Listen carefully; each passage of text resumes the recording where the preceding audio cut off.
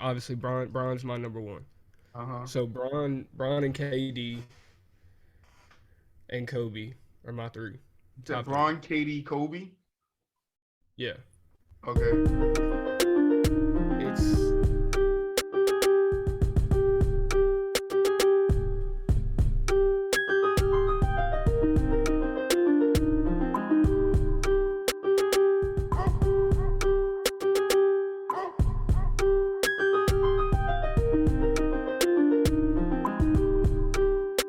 What's up, guys? Welcome back to another episode of From the Sideline podcast. I'm your host, Troy, and I am back with the boys. What's up, fellas?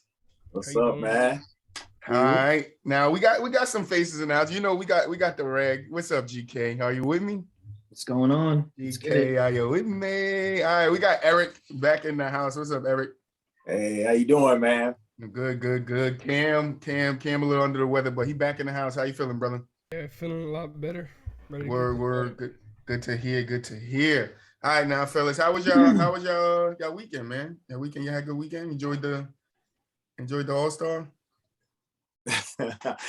All except the dunk contest. Hey, well, Yeah. we got to get into that, but you guys know that we got to start, and we got to start off with, you know, the top 10 corners, because we didn't get to it last week.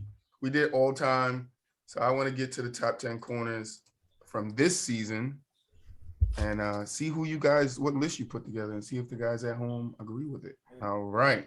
So you guys know how this works. If you don't know how it works at home, these guys are going to collectively, not me, just Eric, Cam, and GK, is going to collectively decide who are the top 10 corners. All right. Hopefully this time I don't have no slow ups in spelling. All right. Hopefully I'm prepared this time. All right. So, fellas, without further ado, take it away. Okay. All right, I think we should just start putting names up there and then worry about like the order that they're in. Yeah, definitely. So yeah, let's just get some names on the board. So, Agreed. Obviously Ramsey. Yeah. All right. Hey, I would go Trayvon Diggs. Let's just put him at 10 for now, because honestly, I don't even think he's going to be on the list. Okay. Trayvon Diggs at 10. We got to put J.C. Jackson, Xavier Howard, yeah. James Bradbury. Oh, yeah.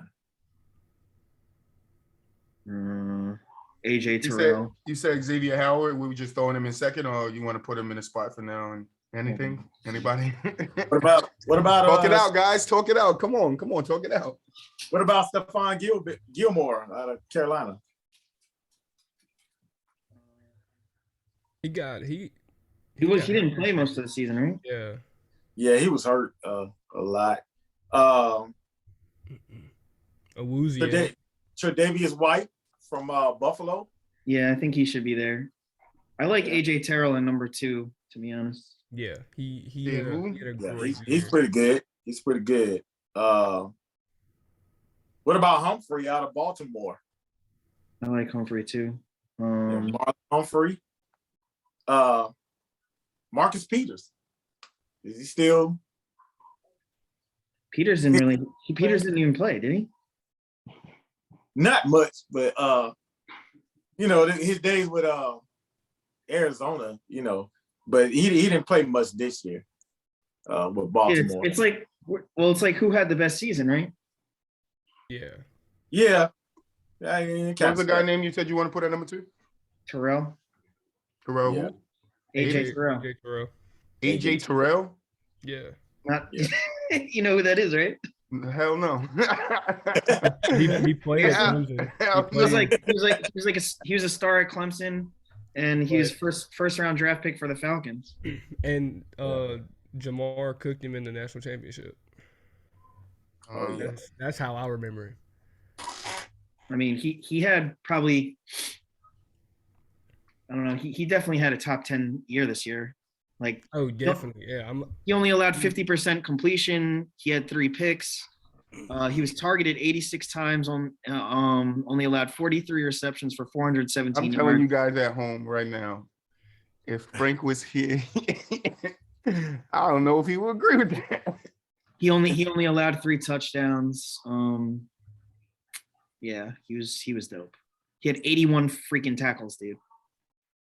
Yeah, Like that's a lot for a cornerback. Like that's like a lot for even a safety. Like that's that's next those level. are linebacker numbers. Yeah, no, exactly. That's what I'm saying. Like he's probably like he's really good. Yeah. Especially all being in his second year too. Do we got JC Jackson in there? We got to get him in there. Yeah, for New England. Yeah. He's pretty good. Kendall Fuller. I mean, I know it's for the Commanders now, but I mean their defense was a lot better than everyone expected, and Kendall Fuller was like the main man on there. So we're going JC Jackson at number 3 for right now, and then you're gonna change the order around, right? Oh, you're going down the list. I guess we're gonna change the order around once we get the names. Yeah. All right. Up there. So just throw him up there. We're going in the number 4 spot for right now. What about Jair Alexander out of Green Bay? I was waiting for you guys to say that damn name. He gotten hurt this year though. That's my he was hurt, but he's Patrick Surtain had a great year. Like being a rookie, he was just from Denver. Yeah, he was just. I mean, when you're competing for the defensive rookie of the year against freaking Micah Parsons. Yeah. His stats were pretty good. Yeah, they were. Who else I got? What about Slay out of Philadelphia? Yeah, Darius Slay did pretty well. Yeah, Darius Slay.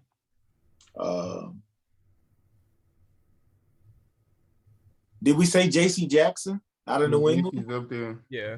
He's up there. Okay. You gotta remind me the guy you said before. There's also like let's see. Let me say Xavier. The guy you said before Slay. Did we say there's Marshawn Lattimore too, Denzel Ward. Yeah. Nate Hobbs is pretty good. That Xavier Howard, right? That's his name earlier. Yeah, out of Miami. You want me to drop his name on his list too? Yeah, for sure. Yeah, he's pretty good.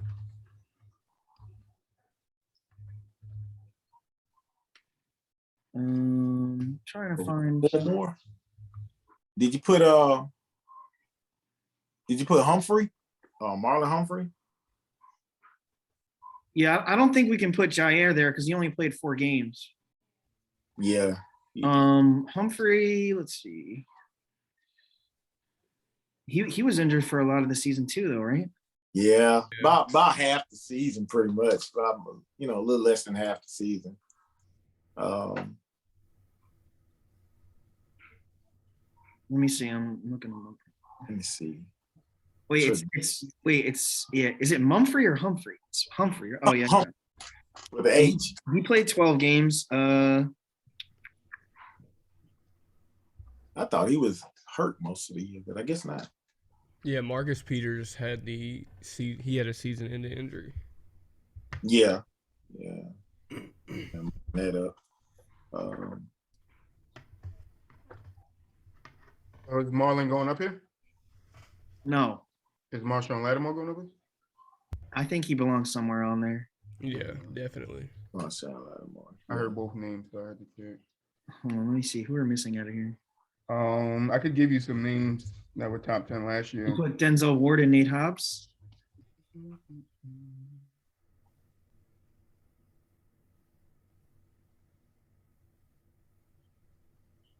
What did we say about JC Jackson? Did we He's up there. He's number 3. Okay. I see. Right now, he's number 3. Right. It's so small on my Don't worry, listeners at home. It's moving kind of slow, but I got you at the end. I'll give you the full list. Okay. Come on, number 8. Let's see. You said no Stephon Gilmore, no Marshawn Humphreys, Trayvon Diggs. Asante Samuel Jr. had a great. He had a really good season with the Chargers. He's pretty good. He's a veteran corner. He's been around for a long time. No, this is It's his son. Oh, it's his son? You said who? I'm thinking it's the guy that had, I think he played for Atlanta one time, didn't he? Or something like that. The dad. Yeah, back in the day. Wait, what? I mean, he played 12 games. He was only targeted 58 times. What's his name? I didn't hear his name. Asante Samuel Jr. He gave up 36 completions for 479, and I mean, it's. I guess it's okay for a rookie, but I don't think he's top 10. Okay. It just Wait, sucks all the damn. did anybody did I say anybody that's not there? I know you brought up Surtain earlier. Or somebody brought up Surtain. You said James Bradbury earlier, but I didn't write him down. I mean, actually, Surtain actually did have a pretty good year. Uh-huh. I wouldn't mind having him there, actually. I kind of agree with that. His numbers are really good. You talking about Junior? Patrick Surtain, too. Patrick? Yeah, Patrick. Do you not know who that is either? Yeah, I know. I heard of him, but can you chill? Right. We went over this last time. I don't want to spell the names wrong. So I'm looking up Surtain. I would have spelled that a different way. His father played in the league as well. Yeah. I Yeah. heard of his dad. Yeah, sure did. And then I got one more spot, and then we can move them around. Then we can move on. One more spot. Let me see. Oh, GK, why you thinking too? I just wanted to say shout out Dre Day, man. Dre Day said that he agreed with your pop take, bro. He picking Pop over Phil. I have several reasons. Like I just I know you went on a tangent, and Al Bushman said he seen you throw his name in the comment. He said he seen it. Oh man. Why these guys? By the way, for the record, I like El Bushman. I just thought that No, he knows that. No, it's no jokes. It's all in love. his pop Phil logic was He said, no, I saw that. He's gonna get you next time he on the show. That's what I'm saying. That's fine. He can get next time he just be waiting. He gonna be waiting for something, and he gonna get you. I know they're gonna get me for something. I'm always getting got for something. All right, so we got one more. But while you guys thinking about that one more, I got to start doing this in the beginning of the show after I introduce you guys. But I wanted to thank you guys over on YouTube for watching the video. For the ones that's not subscribed, hit the subscribe button, man. Help us out. Hit the like button if you watch the video. All right. You guys over in Anchor, Spotify, Google, Apple. Thank you guys for listening. Don't forget to leave us a rating. And if you could find somebody follow us on Instagram, drop us some questions. Drop some topics you want us to talk about. But back to you guys being quiet. Today's episode is sponsored by PointsBet, the fastest growing online bookmaker in America. A fully traditional sports book that offers customers more markets and rewards like no other sports book. Head over to pointsbet.com and sign up today to enter the promo code FTS250 to receive 2 risk-free bets. Yes, I said 2 risk-free bets up to $2,000. Sportsbet is available only in New Jersey, New York, Illinois, and Iowa. Void where prohibited, must be 21 years and older. Gambling problems? Call 1-800-GAMBLER for crisis, counseling, and services. It's just hard because of the amount of injuries from this year. Yeah, like I got about 3 or 4 guys alone that they were wiped out before halfway through the season, Exactly. But they were pretty good backs. No Casey Hayward, no William Jackson III. You said James Bradbury. No, he's not up there no more. Adoree Jackson. No. I would say. Yeah, I don't know. Tre'Davious White. Bradbury's borderline. I feel like. Where's Tre'Davious White? Let me find him. He's pretty solid out of Buffalo.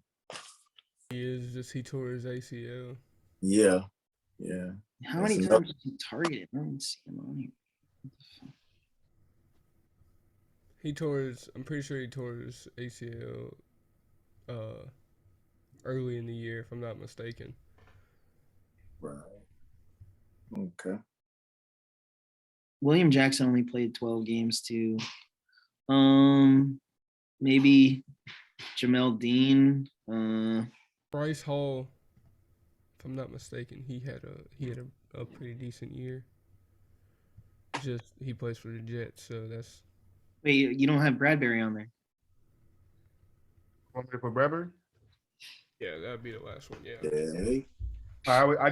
I was looking at what you. I found what you were looking at, GK. That's why I was zoned in. So I kind of was And like, all then, right, he got the numbers. well, in see, front the of him. thing Let is, me like, go I'm down trying to that. sort these things, but like, the list is so long because I can't filter it to like corners only and shit. It's like Yeah, every that's- single position. Yep, I know exactly what list you're looking at. It's got inside linebacker, safety, strong safety, free safety. Yeah. So like, yeah, this is like really I got a hard. list that's just cornerback and safeties. I mean, this with the amount of injuries with like Marcus Peters, Jair, Right. Tre'Davious. I mean, it's not a bad list. What about Micah Hyde? Oh, he's safety. Yeah, he mainly plays safety. He's safety. Because I was gonna say, I mean, even with Gilmore being hurt, it's hard not having them in the list. I mean, it's gonna look weird, but it was just another. Oh, now I see linebackers too. I mean, DJ Reed had a pretty good season too. Yeah, he did. He did. I mean, I feel like we can rock with this list, but definitely need some. Are we changing anybody around, or is this final? This the list? I would say we could change some stuff around on this list. Definitely. Who do you think should be higher or lower? I will move Lattimore up. Yeah. I would definitely move Where would you Lattimore. move him to? Yeah. On this list, I would probably say either 3 at the highest. I would say. Who with that? It's got to be a 2-1 vote. It's only 3 you guys. I like that. I really do. I like DK Lattimore. I really do. What do you want to do? Move Lattimore up to 3. to 3. Okay. I could see him no higher than 3. All right, so who's going to 6? So like, well, why? I can see him. I can see him at 4. At 4? Yeah. But like, why are we like? What are we basing these? Eric, he's asking you why you want to move him up. What are the reasons that you want to move him up? He putting you in the courtroom. He put me in the courtroom. I hear you. Wait, so like if we put Lattimore at 3, right? So what makes him better than JC Jackson? I would think based on his numbers with Denzel, he just had a monster season, man. He's just one of those guys. He's a beast, man. Okay. Let me tell you. Okay, so Lattimore played 16 games. JC Jackson played 17 games. So JC was healthier for one more game. Lattimore had 3 picks. Jackson had 8. They were both targeted the same amount of times, 106 times. Lattimore gave up 61 completions. JC Jackson only gave up 52. Lattimore gave up 826 yards. JC Jackson only gave up 658 yards. Lattimore gave up 13.5 yards per completion. JC Jackson only gave up 12.7 yards per completion. Lattimore allowed a 92.7 quarterback rating for opposing quarterbacks. JC Jackson only allowed a 46.8. So in what metric is Lattimore better than Jackson? I would say Lattimore, I would put him at 2 simply because Lattimore is, let's see, let me pull him up. You said at 2? I would put Lattimore at 3. I'm sorry. No higher than 3. Yeah, Now- but I'm saying, why is he better than J.C. Jackson though? No, I Well, will who's move, saying J.C. Jackson going to stay at 3 though? So Yeah. are you leaving AJ Terrell at 2? AJ no, Terrell's I at will move Jackson up to 2, and I will put Lattimore at 3. That's what I'm saying. I would put Lattimore no higher than 3. Okay, well, so you want to move AJ Terrell down? I want to move him down. I will move him, if not 4 or 5, behind Howard. Okay. Behind, So Lat- AJ Terrell had the same amount of picks as Marshawn. They both had 3. But AJ Terrell was targeted 66 times and only allowed 29 receptions. 9 receptions. Yeah. His Only- overall grade was at 82.7. That's pretty doggone good. AJ Terrell, Wait, Darn. yeah, AJ Terrell was targeted 86 times. He allowed 50% completion. He only allowed 417 yards. He only allowed 3 touchdowns, and he only allowed a 61 quarterback rating. So, AJ Terrell is 2. I mean, I guess all of his stats are better than Lattimore. I mean, yeah. I mean, granted, Lattimore. I would put Lattimore over. I mean, unless this is telling me wrong, I'd put him over Xavier. Xavier had, I don't know. Xavier had 2 more interceptions than him. Xavier Howard, yeah. All right, Howard, had 2 more picks. He allowed 49 completions for 614 yards. That's pretty good. He allowed a 72 quarterback rating. He allowed 12.5 yards per target, or per completion. I'm sorry. 6.6 yards per target. Like all of Howard's stuff is better than Lattimore's, basically. Pretty much all of it. Yeah. Every stat's better. Yeah. Xavier Howard was a bad boy. I've always liked him. I just think that so what you saying, move Xavier Howard to where? What would you put him on your list? I just have to look at Slay. So far the top 4 look pretty good. Let me see. Where's Darius Slay? Okay. He got targeted 85 times, 3 interceptions, allowed 50 catches for 535. Oh, that's really good. Only 535, right? And he allowed a 74.4 quarterback rating. He allowed only 10 yards per catch, only 6.3 yards per target. So that's really good. Yeah. You could possibly move Darius. That's this season. You could almost swap Xavier and Darius. Yeah, arguably, yeah. Yeah. I mean, Howard was targeted a lot more, but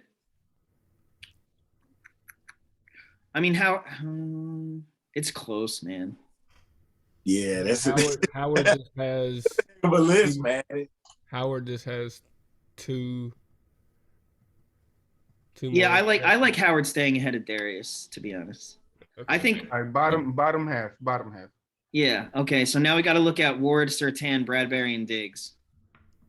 And then I almost kind of want to argue for an 11th guy. I just don't know who that'd be, but all right, let's Well, start. you said Diggs might not stay here. That's why I'm we just put him saying, at 10. if you have an 11th guy, Trayvon Diggs is going. Because as You said it, GK. Yeah, you said it when we yeah. started. Well, the only thing keeping him there is the amount of interceptions, but everything else is awful. well, you have to know, everybody knows your best corner is not being targeted every single game. I mean, every single play. Right. It's not gonna happen. Darrell Reeves was not targeted every single play. Dion was not targeted every single play. Who else? Trying to dig deep into the bag. A lot of times they just wouldn't even throw to their side. That's what I'm saying. Right. They shut down a whole half of a field. Trayvon Diggs. I remember one game, a quarterback. I forget who it was. I don't know if it was Revis or who it was, but they was like that nonsense was saying it like, yo, don't throw to this side. He did. And I think it was Peyton Manning. It was either Peyton Manning or Tom Brady. He just threw to the side where he's at. He picked them off. I just told you not to throw to that side. Yeah, I mean, Ward's stats are pretty good too. He allowed 47 completions. He had 3 picks. I think the biggest question here is Trayvon Diggs. I think you can't give up over 1,000 passing yards as a corner. Right.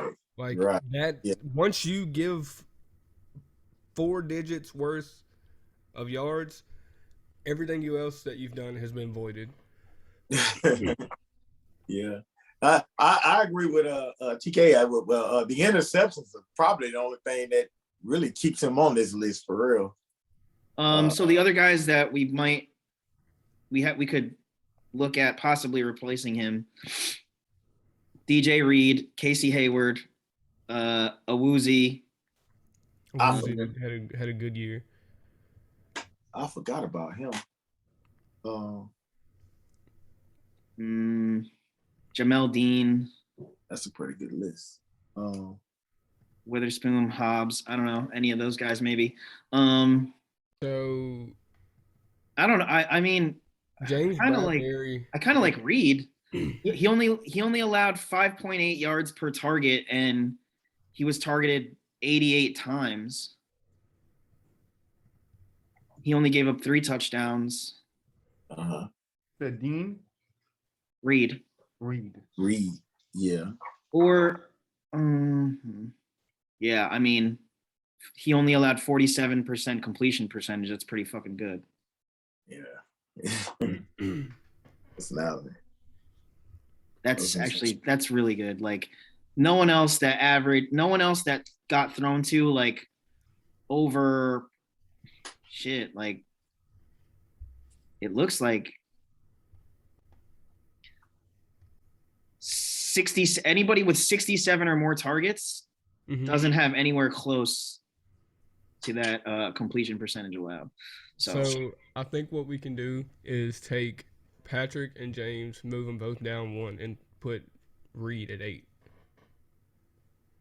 Because Patrick and James, they were 1 interception apart, if I'm not mistaken. I just closed my site. But GK, you were just talking about DJ Reed, right? Mm-hmm. Yeah, I think we should add him to the list.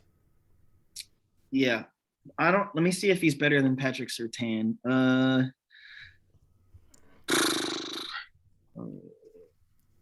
don't have anything on. They're both very close too. I mean, I still think Surtain is better than Reed. Okay. And then who was the other one? Bradbury. Let me see. Bradbury. Yeah. Yeah, Bradbury's not as good. So I think maybe you could put Reed ahead of Bradbury almost. Yeah. Yeah. So Bradbury allowed like 850 yards, so that's not good. Yeah. Yeah. So, no, not at all. So Bradbury at 10. You said put Bradbury at 10 and put Reed at 9? Yeah. And then I think our list looks pretty good. Yeah. And I just want everybody to know this is based on the production from the 2021 season. Right. So like there are some maybe more talented guys, but like we said, Jair Alexander, he only played like, what did I say, 4 games or something? Yeah. So like, somebody like that we can't have on there because they didn't play. Like I feel like you got to have it played at least 12 to 15 games at least, you know. Right. Yep. Definitely. So for the listeners at home, this is the final list. All right. At 1, we got Ramsey, Jalen Ramsey, then AJ Terrell, then CJ Jackson. JC Jackson, Alexander. Oh God, Alexander Howard, Darius Slay, Marshawn Lattimore, Denzel Ward, Patrick Surtain Jr., DJ Reed, and James Bradbury. All right. If you agree with the list, you don't, let us know. It will be posted on Twitter, our Instagram, our Facebook group. So you can go over there and let us know if you got a better list or what you think we should take into account when we're making the list. And yeah. I think we did pretty good. That was an impressive list, man. That really was.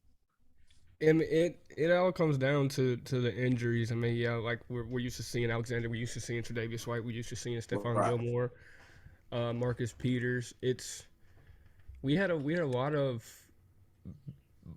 names that like we weren't expecting to hit top Yeah, 10 this GK year. is always good with that. That's why I always like having a top 10.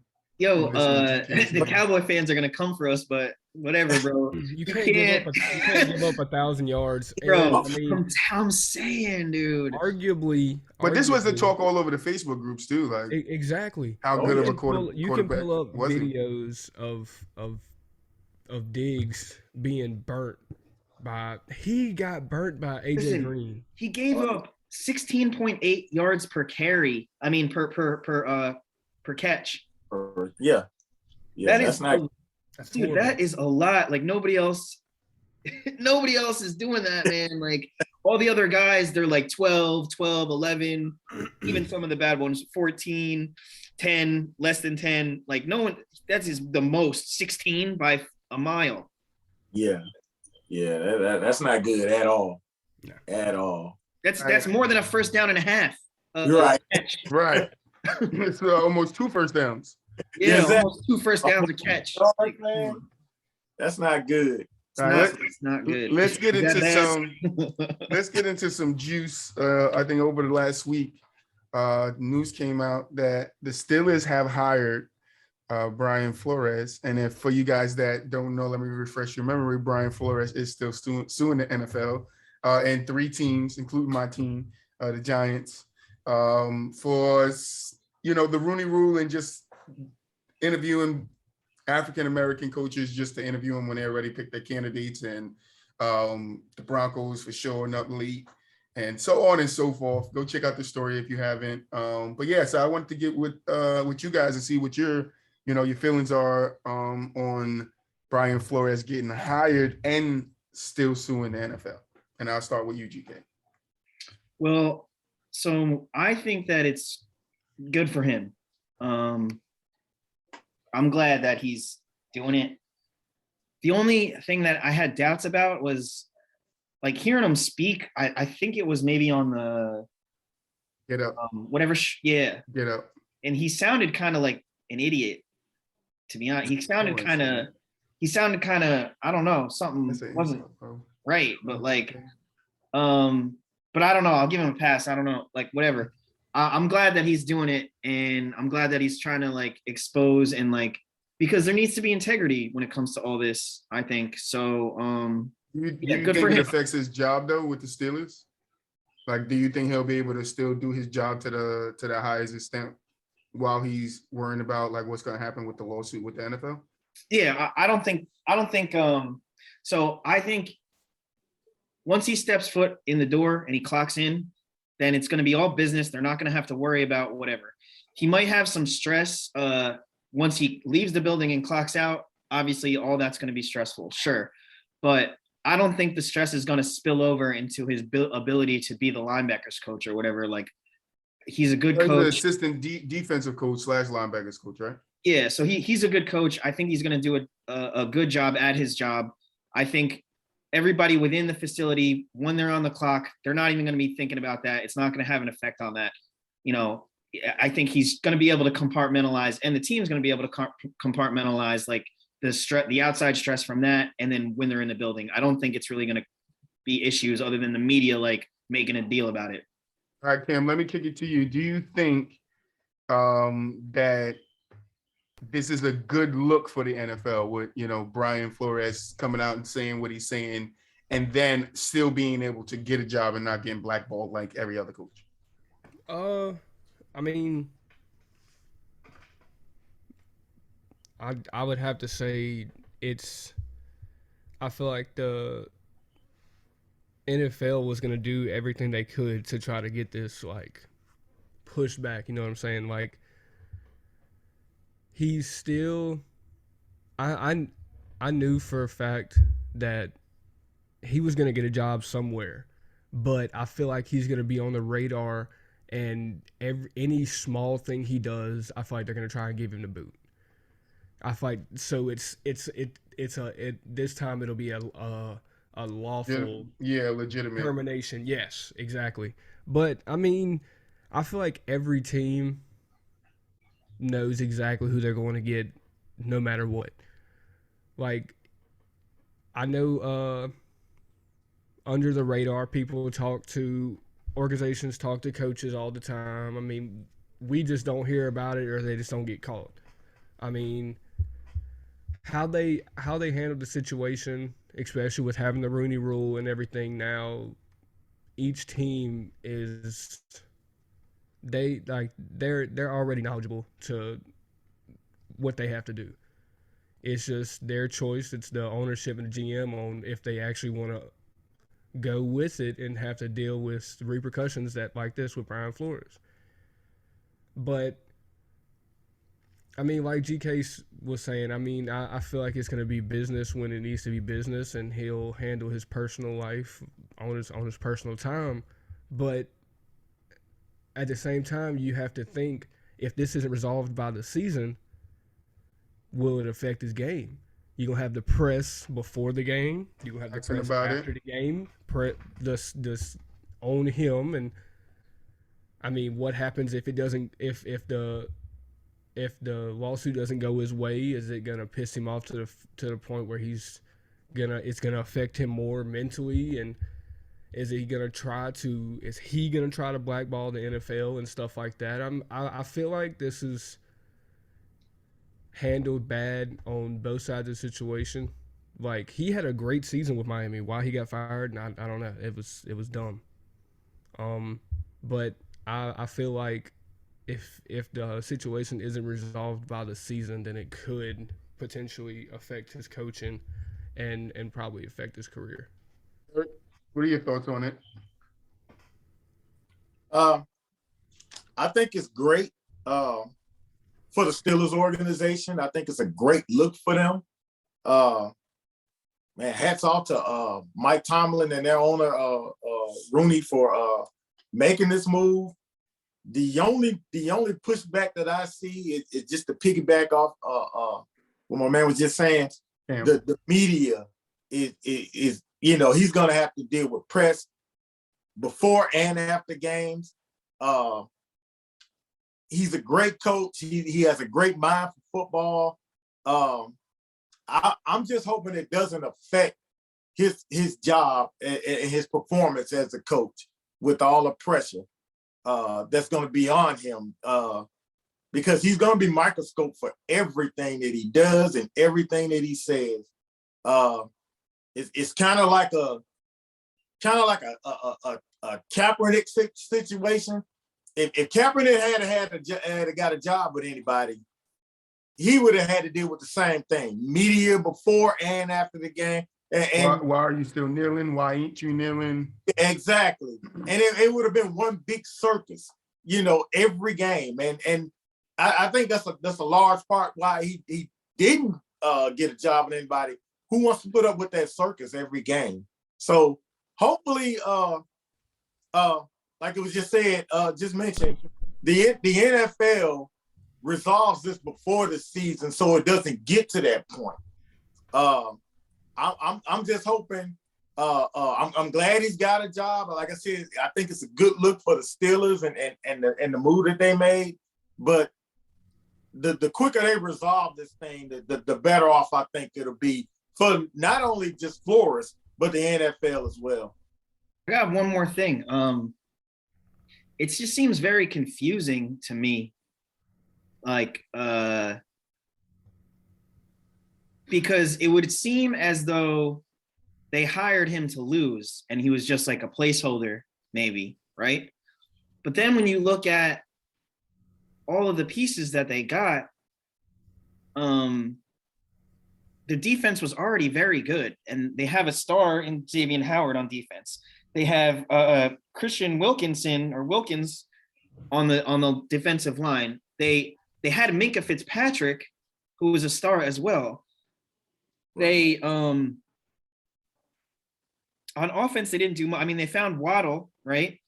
And honestly, I've always been a Tua hater. I always felt like he wasn't the guy, but I watched a lot of Dolphins tape this season, and as the season was going along, it looked like Tua was playing better and better, and he had started to get better command of the offense and was more decisive and he was throwing strikes. So like he could potentially be their quarterback moving forward. So with all of that, it seemed like they were progressing, right? And the fact that Flores, I believe when he got there, the prior season they had a losing season, and then he turned them into winners, or at least close to 500 or above 500 in this time there, right? So that makes it even more confusing because they didn't appear to really be in like tank mode, yet he's saying that they asked him to lose games, and that's where like the whole thing, went awry. So the whole thing's very confusing to me, and I hope that like we can make some sort of sense of this investigation. I don't know what your guys' thoughts are, if you guys have an opinion on that sort of aspect of it, but yeah, it's very confusing to me. Now, I would just say, with my criminal justice background, we just got to wait till facts come out. So once they get, done with this investigation, when that report come out, we'll have a bigger outlook on what's going on. Because right now it's only what Brian Flores is saying and then what the owners are saying. So we don't really know.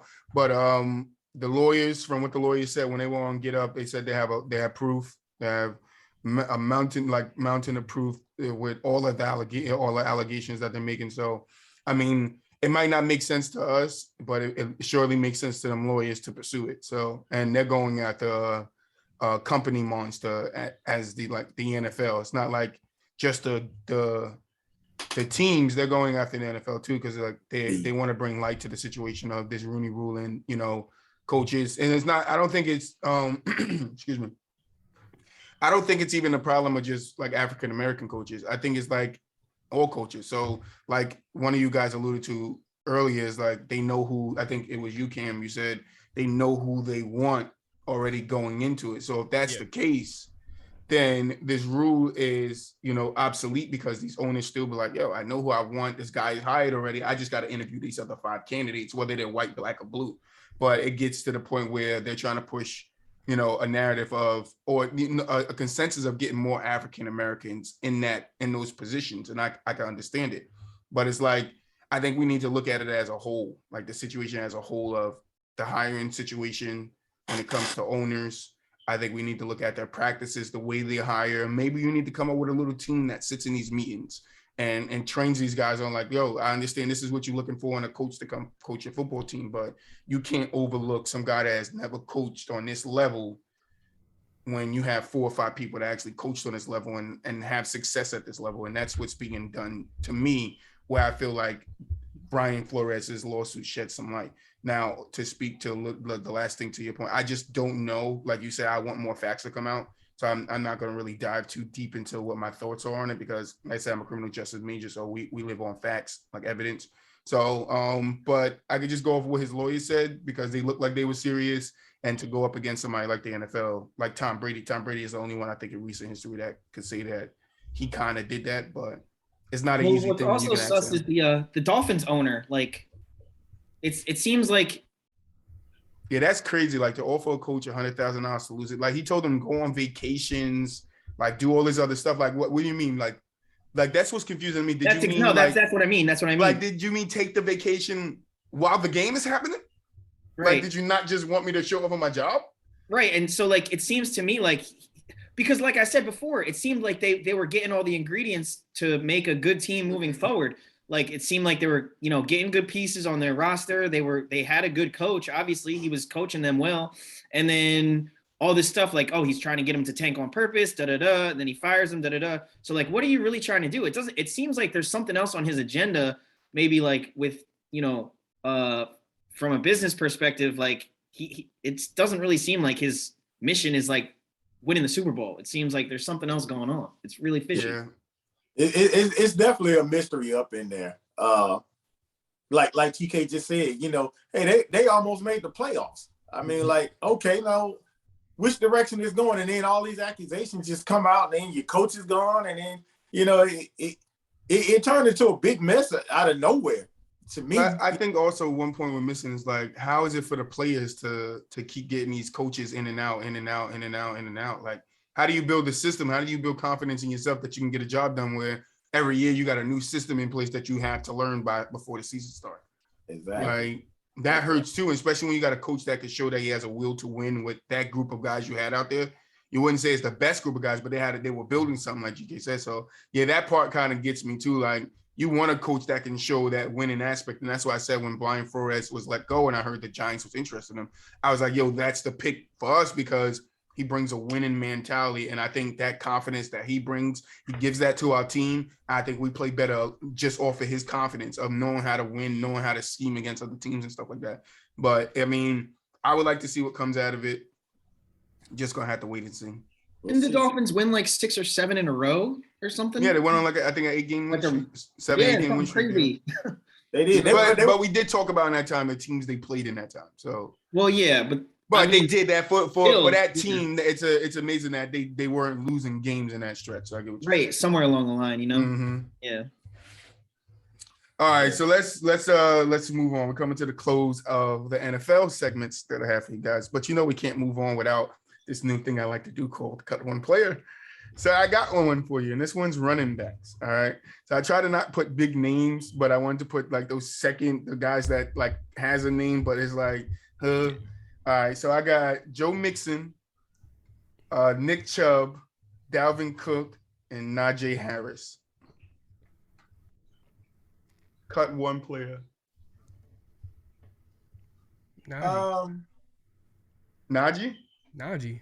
You cutting him? Yes. Okay. Eric, you too? I'm a Bama Roll Tide, but in this list, man, I gotta go with Najee, man. He's too young. He hasn't established anything. He's a great running back. I feel like he fits Pittsburgh tremendously. But this makes me want to pull up our running back list to see where we had Najee on the running back list. This is the way I look at it, is Najee's the youngest. So, like, if that's my stable of running backs, I'm keeping him, and then I'm maybe cutting Cook or Mixon because of their injury history. Like, I'm definitely 100% keeping Chubb. I'm keeping Najee because he's the youngest and could potentially end up being the most talented. So those two I'm keeping. And then between Mixon or Cook, I would base it on durability. I don't really know who's more durable out of the two. So Najee Harris was 3 on our list. Joe Mixon was in front of him. Nick Chubb was below him. And Cook didn't make the list. I mean, I'm feeling like Cook is probably a little bit more talented than Mixon. Yeah, Dalvin Cook's a bad boy. So I'm probably gonna cut Mixon, to be honest. I'm gonna cut Mixon. So we got Harris, and Mixon. All right. So let's move on to this All-Star week. We're gonna start backwards. All right. So we had a good. I would guess people say we had a good All-Star game. You know, Curry dropped 50, wins MVP. LeBron hits the last shot in Cleveland, and to seal the game. You know, great storyline. We get the top 75 introductions. Better than the Pro Bowl. Definitely. Definitely. So what do you got? What were you guys' thoughts on that All-Star game? I thought the All-Star game was a success. If you scratch out that dunk contest, that's the only thing I had a problem with. That was like the worst thing I ever seen in my life, man. I get. Go at it. Tell him, Eric. That I could go to any playground around here and find a better dunk contest than that, man. I don't like the fact that, okay, I understand it. If you go and you attempt 3 dunks and you miss them, okay, all right, your time is up, and you're on a time limit anyway. But all these attempts and the guy pulling out Timberlands and dunking in Timberlands, come on, man. I mean, you can't get no more creative than that, man. It was already a terrible to me. The only guy that I wanted that I was really interested in seeing was Obi Toppin and the green guy out of Houston. Yeah, Jalen. But but he was horrible. You know, it was they both were. Yeah, they both were. Somebody had to win it though. Yeah. It was just like they had to give a trophy to somebody just to get it over with. You know. Do you think they should just do away with the dunk contest? Like, no stars want to be a part of it. The guys that actually do electrifying dunks in game don't want to be a part of the All-Star, like the dunk contest no more. And I think it started, I said this yesterday, it started with LeBron. When LeBron started turning it down, it was like, nah, I'm not going. Other stars would be like, all right, I don't want to go either. Yeah, I don't need why I want a dunk contest on my resume. They ain't helping me. No what? They ain't gonna be like, he's a 7-time All-Star, 3-time dunk contest champion. Like, they ain't like, nobody bring that up. The last thing you would mention. So, but yeah, GK, what were your thoughts on the All-Star game? No, I thought I agree like with Eric. The dunk contest, I don't know what you could do with it. Like, I'm thinking maybe if you everybody keeps saying bring dunkers like from other places, like, or I was thinking like if you do some kind of thing where you like progressively higher the bet, like make the height of the basket go up or something. I don't know what the heck you can do, but no, I thought All-Star Weekend was pretty cool. I'm glad that like the All-Star game was close in the last at the end of the game. That was cool. Yeah, 160, 163. Right. Yeah. So I think that's a good thing that it was like a one possession game or whatever. But yeah, I don't know. I thought at least they were, even though it is what it is, it was way, way better, like I said before, than how football does. So yeah. I like the format that it's on too. It's a point, amount of points that they're after. And first one, I think it was like 163. It was 163 or 162, something like that. Yeah. And I like that format better than what it was before. But you can't win on the like you could. This the same format that Anthony Davis won with free throws. Yeah, that was horrible. You know what the other thing is, and I mentioned this about the Pro Bowl too, is like if they did some kind of thing where both sides had money on the line, like I think I saw something online where it was like but they played for charity. Yeah. Well, no, it was like the losing team gives somebody on the winning team 5% of their salary or something like that. Oh, the hell no. Well, that would give you 5% of my salary for beating me in one game. Well, that would make you want to try to win the game. No, it's gonna make people not want to play in the game. Like, nah, I'm out. A sub, get a sub in there. Like, I'm not. My leg. Like, nah, I can't play. My hamstring, James Harden. Like, nah. Right, but I mean, I do think that somebody should be smart enough to come up with something to make them want to win. You know what's so crazy to me? The dunk contest was so bad, and I know I didn't get to you, Eric, but the dunk contest is so bad that we got to 2 people talking about All-Star Weekend, and nobody mentioned Cat winning the 3-point contest. Go ahead, Eric. What did you enjoy about that All-Star Weekend? Well, I thought the other guy, he didn't have a turn in it. Cam, not Eric. Cam. Yeah. I'm talking to Cam. I'm looking at Cam, but I say Eric. I apologize. Y'all said it. I mean, it's no dunk contest. We'll talk about no more dunk contests. It was so bad you can't even talk about Cat. I don't know. It was weird seeing a big man in a 3-point contest. It definitely was odd, but I mean, okay, Love won one year, didn't he? Or no? Yeah. Did he? I think he did. But I mean, Cat's a center. Kevin Love. I mean, he would play center sometimes, but yeah, he's more of a power forward. It's just, but I mean, it was crazy seeing. Is Cat the best shooting big man in the league? One of them. Is Cat the best? Because he said he is. We gotta figure it out. We gotta figure it out for him. I don't know. Go ahead, Cam. As far as height, I would put Durant ahead of him. I think Durant is I think that's a different conversation. Do we consider Durant a big man? Right. I guess he can't really call him a big man. Yeah. But go ahead, let Cam finish. I'm sorry, Cam. John Morant is that dude, and I feel like he was like, since y'all ain't getting nothing, no show before the All-Star game. He had his own dunk show. And I mean, it was great. It was good seeing Bron get the game winner in Cleveland. That was pretty cool. I was expecting. Yeah, exactly. I'm not gonna lie. I was expecting Curry to break the record, but I felt like everybody was like they were double teaming him and stuff, so he couldn't get it. But like always, Giannis, the hardest playing All-Star player ever. It was a great game. I loved it. The top 75. That was uh a great presentation and everything, and it was cool seeing all the players interact. Uh, did y'all see the video of when Ray Allen was walking down and he? Ooh, it's the Oh, Isaiah Thomas one. yeah. It's the Isaiah Thomas one, and it's the Ray Allen one. It's two of them. Oh man, yeah. I saw both of those. Isaiah walks up to Magic. They start talking. Isaiah walks off, and then Magic turns around.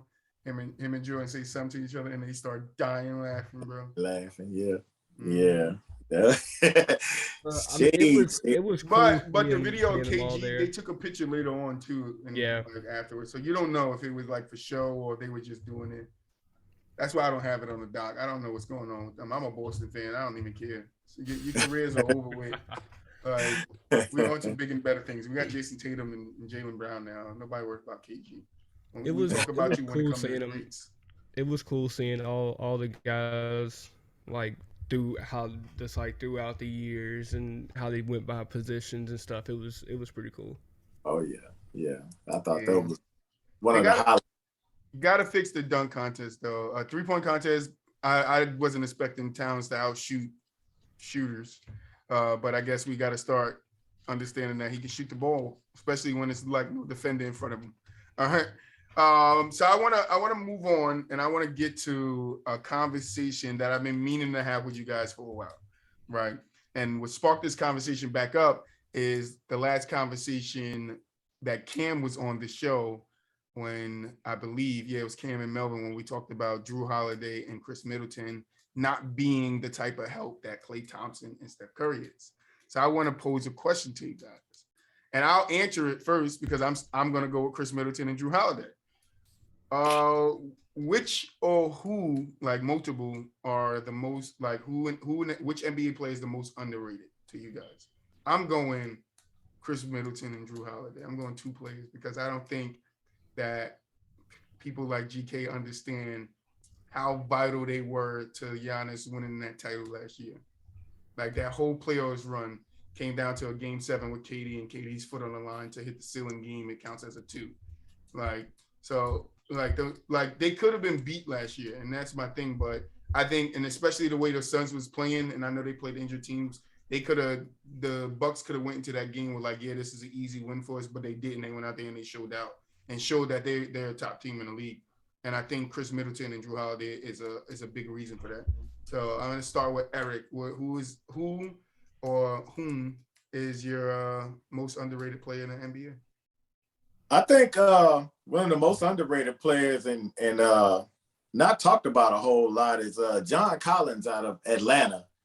I think he's kind of the right-hand man to Trey. Atlanta doesn't have the success without a healthy John Collins playing the way that he does.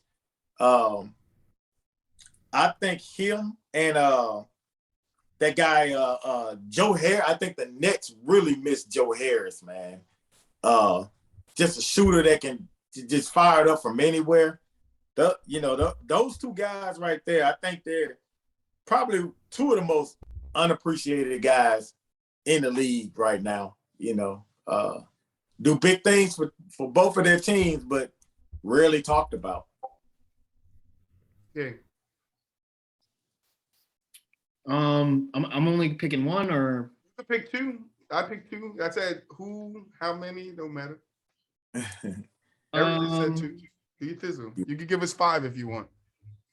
Well, one name I want to mention for sure is Seth Curry. I feel like That's a good name. he's like so accurate, and in terms of just being a role player of like a sharpshooter, like spot up sharpshooter, and like he moves around pretty well too. I think it's super valuable asset, and if you need him to fill like a pretty good contribution in terms of like a role player for a championship caliber team. I think he can do that. The other person I like that not a lot of people talk about is Jared Allen. I think he's one of the best centers in the league. I mean, he doesn't have range and shoot the ball. I guess that's like why he's not a sexy player to talk about, but he does the dirty work and he does it well. And then one more I want to mention is Desmond Bane. He's quietly very good on Memphis, and Memphis doesn't really get a lot of attention up until this year and outside of Ja Morant. So Bane's definitely a key contributor for their team and their success. Yes. Cam? I'd have to say Stanley Johnson. I mean, he came on to the Lakers not too long ago, but he started off on a 10-day contract, if I'm not mistaken. He had like 2 10-day contracts and he was the Lakers defense. Like him and another one, Austin Reeves, this young white boy on the Lakers. He's a shooter. He goes out there and plays with heart. Like I feel like he's like a mini Caruso. Like it's he's fast paced. He's defense. He's young and like he can shoot the ball too. But him and Stanley Johnson definitely don't get talked about enough. But I feel like they're gonna be huge parts of the Lakers going forward if they stick with Stanley Johnson and keep him going into next season. I feel like it's going to be good for their defense, but also have 2 young guys to incorporate into their offense a little more, to just give them depth on the team with the amount of injuries and everything that they've had this season. I'm really glad you said that, because I've been a long time fan of Stanley Johnson, because he was so sick at Arizona. He was awesome, and he has so much potential. Like he can pretty much do everything all around. But it's just a matter of like, can he reach his potential, and then mentally, like, can he find his confidence and like be an alpha dog? And that's kind of, as far as I can see, like that's kind of what's holding him back. But yeah, I'm surprised you said that, but I like that. Yeah. Hopefully Vogel will be able to help Stanley tap into that potential, because his defense is amazing. I mean, he went from 2 10-day contracts to a contract to finish up the season. So I mean, you got to be able to bust your ass to be able to earn that. So hopefully, like I said, they're able to keep him after this season, because I mean, we'll see how far the Lakers can get rounding out the end of this season now. And then, like I said, Austin Reeves, he's a young guy, good shooter. His defense is good, and I mean, I feel like he fits the pace the Lakers are trying to do. So, yeah. Yeah, I really like Reeves. He doesn't play like his role. He plays. He shoots like he's a superstar. He's not scared of the moment at all, and I love that about his game, man. He'll take a shot from anywhere. He just doesn't have a contest for real. And I love that. I really love that about his game. Yeah, I mean, I think you guys said some good names. I'm still sticking with Drew Holiday and Chris Middleton until GK gives him some respect. All right. So I got another. I'm gonna save. I had another conversation I wanted to get into, but I'm gonna save that one for next week. I mean, Friday, next episode. I keep saying next week. No, next episode. But I want to ask a question, right? Because I've been seeing some top 10 lists on TikTok that got KD in it. It got James Harden in it, Steph in it. So I wanted to ask a question, man. Like, why is it so easy, or why are our top 10 so different amongst people? Like, why isn't there a consensus of like, all right, these are the top greatest players that ever played the game? I can answer that. Go ahead, GK. The question was for you. I think it's since the sample size is growing and there's so many different variables and things to factor in, that everybody's idea of the greatest or top whatever of all time is going to be different, and lists are going to look different because the weight you hold in some things are going to be different than other people, right? So like other people are going to build their lists based on the foundation of championships, career points, win-loss records, stuff like that, right? So some people might use like that whole thing as like the whole their whole list. Like they might build their list upon that. Whereas other people, they might only use that as 50% of the amount, or some people not any at all. Some people might take that out of the picture and just go like solely based on game tape ability. Game tape, yeah, like the what their capabilities are on the tape, right? And then at that point, the stats and the achievements don't matter. And then some people, they have a mixture of all of the above. Like, some people will say like for example, like Kyrie and Allen Iverson, that like I've heard like what can Allen Iverson do with the ball that Kyrie can't do with the ball? But then it's like, okay, like you're right if like that's all you want to look at, but if you want to include other factors, then you have to include other things. Like, so I do acknowledge that, but in my opinion, I have AI ahead of Kyrie, but for other reasons and because I put more weight into other reasons, right? So everybody's is going to look different just because it's so subjective to what defines your list and your level of greatness personally, because that's not a binary or definitive thing amongst everyone. It's going to change from person to person. So to me, no one's really list can be incorrect or correct. What's incorrect or correct is your reasoning behind the order of your list. Yeah, it makes sense. I kind of knew you could answer that one. Anybody else wanted to touch on it before we move on? Well, I get into it with my son all the time about my Mount Rushmore, as I call it. He's 16, so of course him and his friends, we were sitting around one day, and everybody in the room except me was LeBron's number one. And and their argument is he's better than Jordan. Well, my argument with them is you guys are 2000 babies. You don't even know. You didn't even see Jordan play. So I have Jordan on my number one on my Mount Rushmore. I have LeBron 3 on my Mount Rushmore because I'm kind of biased. I'm a Kobe fan. I was a huge Kobe fan. I think that's the second greatest behind Mike assassin that you will ever see on the basketball court. All right, Eric, I need your top 10. Yeah. I need your top 10 right now. Your top 10 players all time. Oh man. Woo. Cam, you next. So get ready. I'm going Mike first. I'm going Kobe. I'm going LeBron. I'm going Kareem. I'm going Magic.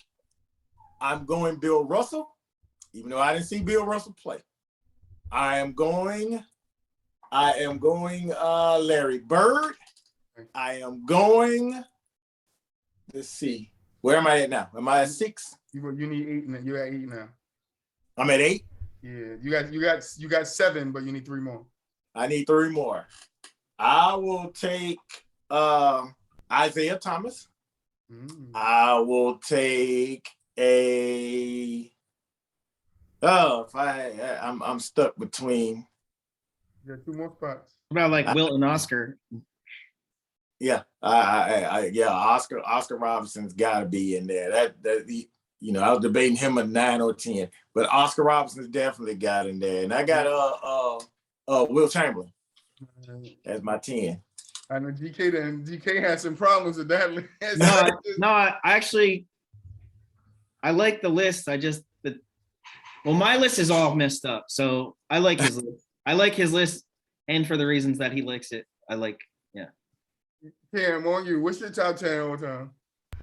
See, mine's hard because it's like some of the players that Eric was saying. Like I personally didn't get to see Mike, and I've only seen highlights. So it's like he was saying, like his son's generation, me being 22, almost 23. It's hard for us to speak on Mike. Why do you guys Froby, make the and argument LeBron is better than Mike and just instead? See, this is my problem. Not to cut you off. Where did we go from, yo, this is my favorite player of all time, or this is my favorite player right now, to, oh, this is the GOAT and he's the GOAT and he's better than him and he's better than him? Like, I don't know where we got that from. It came from with you guys. Like, yeah, we used to debate players, but not was like, oh, who's the greatest of all time, like LeBron. Like, nah, bro. Like, we didn't care about that growing up. Bron's the greatest of his era. Yes, definitely. Definitely. Hands down. If you go by positions and skill wise, I mean, I feel like it's a better that's a better argument than just being like, okay, because I mean, you can't just say rings. I'm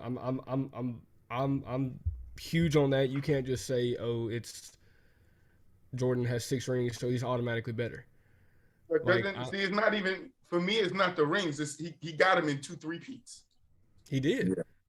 So when you take the ring, you shrug your shoulders, but how many people have done that? Okay, but That's Scottie a great Pippen- accomplishment. Scottie It's one of Pippen. the, Kobe even said it, one of the hardest things to do is the 3-peat. It is. That came out of one of the greatest, the hardest thing to do, group. How many people on the top 10 list 3-peated? That's a hard achievement to do, and then to do it twice, take a year and a half off, and then come back and do it again. Yeah, that's a hard thing. Like, So I understand when you say the rings, but for me, I don't just count the rings. I count the 3-peats too, because like I posted, I'll take a 2 3-peats over a 3-1 comeback. I'm sorry, just the meaning of it and how hard it is to achieve that. Like if you're going, yeah, of course. and I know some people will be like, oh, but you got to take into consideration of who he playing. I don't. That's the conversation. Just like you don't take a ring. That's the conversation. Does he get 6 rings without Pippen? Does Pippen get any rings without Jordan? No. Okay. I take, but yeah, but okay. What was the Bulls about record? What was the Bulls record I don't know about when you don't know about what? Pippen not getting rings, or Jordan not Because getting rings? if you want to have that conversation, to me, okay, then- I retract my statement. He doesn't get 6. He doesn't get 6, but he fair. does get some. Okay, because I was on that same page, but I was going weak. When Jordan left those 2 years, the Bulls were still over 56 wins. True. They Right. lost to Hakeem both years. So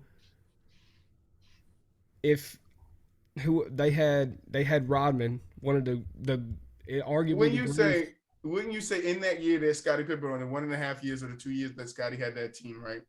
With as good as that team was, right, without Jordan, that was not Pippen's window to show that he could have won a chip without. It was. Well, wait. So I just want to say real quick, because if you want to argue that, right, you would have to simulate or imagine if Jordan was never in the picture at all, and that's an 8-year window, right? Like the 3 he was there, the 2 he missed, and then the 3 he came back. So if you imagine Jordan not there at all, Pippen probably would have had another partner to fill in Jordan's place. So then you look at it like, so the 2 years, it was just Pippen and he didn't have another partner, right? But if you would have maybe perhaps given Pippen a halfway decent partner over the course of that 8, maybe he still wins at least one. I would give him the benefit of the doubt. My thing is, so if Scottie's the best player 2. on the team, right, you give him a half of whatever, right? Scottie's the best player on the team. Do you think it's not then easier for teams to focus in on Scottie and the game that Scottie had back then? No, yeah, that's a good argument. Well, Yeah, that's what I'm saying. So that's what I'm saying. I agree with GK when he said Michael finds a way to win chips. I don't know how many he finds without Scottie, but he finds a way to get there. He just has that mentality. Kobe did it when even after Shaq left, he took a Gasol, even though Gasol was good and he had a good supporting cast, he found a way to get them there. You understand? There was a lot of teams in the picture then. The Spurs were still around. Boston was being put together, and he still found a way to get there. So what I'm saying is, yeah, I don't take it away from Scottie. I don't take the 2 years away from Scottie, but I do always ask that question, like, if Scottie was such this man that Scottie is saying he is now, with the team on his back, he couldn't finish. And that's all I'm saying. Like with the team on his back, whether he had a second or not, the team on his back, he couldn't finish it. But if you put Jordan in that situation where it's just him with the team on his back and they finish with that same record, I think they at least get to the finals, and maybe Jordan has a loss there. But that's like maybe 33%, because I still think Jordan finds a way to just do what he does and win the game. Without Phil Jackson, does Mike? We're going back to it, GK. We're going back to it, GK. Without Phil Jackson, does he get 6? Ask GK. That's GK stance. So I think I look at it like this. I think a big reason why he got the total of 6 was because of Phil. Yeah. But I think if he never had Phil and had to do everything on his own, he still probably could have got at least 1. And that's why I when I talk to people about Peyton Manning, I say, who was his coach at the time? The guy that's on freaking NBC or whatever he's on now. I know you're talking about the black dude. Dungy, right? Dungy, yeah. If Dungy went his whole career without Peyton, does he get a ring? Probably not. If Peyton went his whole career without Dungy, does he get a ring? Probably, because he actually got one without Dungy. So that's kind of how I look at it with Mike and Phil too. Except for Phil, Phil got one with Kobe, right? So do I think Jordan gets 6 without Phil? Probably not. Because Jordan and them were very competitive, and I'm pretty sure he made a pretty good playoff run before Phil, and then he just couldn't get over the top, and then Phil came, and then that's what pushed him over the top, right? So I think Phil win, because he was still getting. I think he could have by the Pistons when Phil got there. Yeah, first couple of years, yeah. It was tough. Yeah. Until him and Pippen got mentally and physically prepared for them, and then right. It became a different story. Yeah, I mean, it definitely took some development. They weren't just like automatically a contender; like they had to develop within themselves. But yeah, to what Cam said, I don't think he gets to the total of 6. I still think he might win at least 1, if not several. But I don't think he on gets the to several 6. side. I agree. Maybe not 6, but I'm gonna say if history repeated himself and he and Jordan and Kobe is as close as you think they are, I'm giving him the same amount as Kobe. I'll give him 5. Going back to what you said, like you said, Jordan never went to Chicago, right? And it was just Pippen there. Mm-hmm. Does Phil and the management still push for Dennis Rodman, Kukoc, Kerr, and the other guys? Wasn't those guys that came in on the second half? That was like on the second three-peat. The second three-peat. Yeah, the first three-peat, those guys were okay. Were So there. Horace Grant, Carr. Those guys were there. You know, that's what I'm saying. Do those people get brought in? Because you got to look at all the pieces that Jordan had, and if he's not there, or if Phil's not there, do those pieces? I get what you're saying. In? You're saying is because I said this to GK about Giannis and KD. The help that you would have had to put around Scotty would have been different from the help that you put around Jordan. I don't know, because Phil there, those pieces get there. I don't know if the triangle works with just Pippen. Yeah. I don't know if that works, because GK, you made a good point when you said where else has the triangle worked. And if we look at it on the Knicks, when you got this great scorer in Carmelo, it didn't work there. He couldn't find the pieces to get this system to work there. So I think Jordan was as much as we give credit to Phil, I think we also got to give that credit to Jordan too, because without Jordan getting out there and understanding the triangle and how to manipulate it and how to make different looks with it, Phil wouldn't have the success that he was at. And you were kind of alluding to that last week, GK. And that's why I said last episode, which was last week, I agree with you until you went a little bit down the road. I was on your side, but I'm still with you there. Like, I do think, Phil has the success he has because of Mike and Phil and Scotty buying into that system and being mentally and physically able to play in it and make it work. Whereas if you take Phil's system, what other team back in the 90s where you think the triangle would have worked on? Yeah, when we look over the course of the history, like what that system calls for is an elite 2 guard. So you need a big, and you need an elite too. Like it was Shaq and Kobe, and then it was Gasol and Kobe, and then it was Jordan and Pippen all 6 times. So you have to have, those are the 2 things that the triangle needs, right? And then But even in the Knicks, he had Carmelo, Amari. yeah, But Carmelo wasn't a 2 guard though. right, exactly. So it would have needed to be like Carmelo and Wade or something. I don't know, you know, like yeah. But but yeah. Wait, he yeah, wasn't there. I mean, reeling it back in though to what we're talking about, like Take us back. this is something I've been thinking about, is there are some players that their achievements were produced because of their circumstances. And then there are some players that were able to achieve things either despite their circumstances or regardless of their circumstances. So you have to take that concept into consideration, right? So some people had harder circumstances and were able to get a ring, whereas some people, they only got the ring because of their circumstances, you know? So that's why I hate the argument of like, oh, well, he's got this amount of rings, or he has a ring and he doesn't, or whatever, because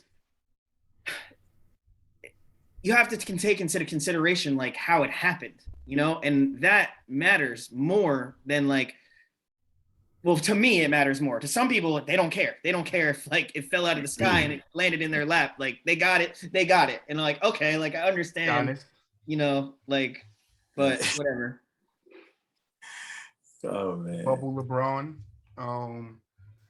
But yeah, like that's great conversation. But Cam, you didn't give us your top 10. You ain't escaping without giving us that top 10. You had all this. You had a lot of time to think about it. I know that's like So for me, I'm like obviously Bron's my number 1. So Bron and KD and Kobe are my 3. Bron, KD, Kobe. Yeah. Okay. It's KD's ability of being able to score anywhere literally on the court is with his size is insane. I see you don't like it. Yo, that's crazy. I want you to finish. Bron, Kobe, Jordan. Well, I mean, I didn't get to I didn't. It's fine. We know you said you gave your preference 22 new school. All right, LeBron, KD, Kobe. All right, so